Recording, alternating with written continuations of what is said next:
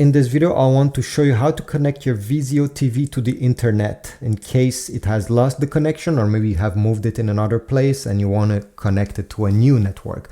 So first, take your remote control, and what you need to do is to press this button right over here, is the settings button. Press it once while pointing at the TV. Then once you see this, we need to go down and select all settings right there. From there, you need to select network. And here you're going to see all the different networks that are around your Vizio TV.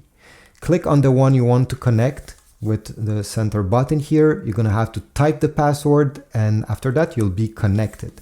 If it's still not working, although you're connected, you can go back in this menu and select test connection. This is a great way to know if the problem comes from your Wi-Fi network or it's actually the TV.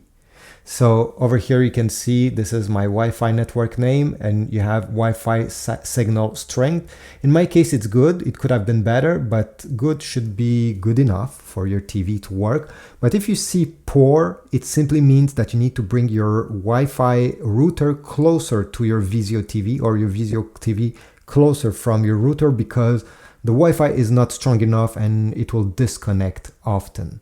Thanks for watching. I hope this was useful. Leave a like, comment, and I'll see you in the next video.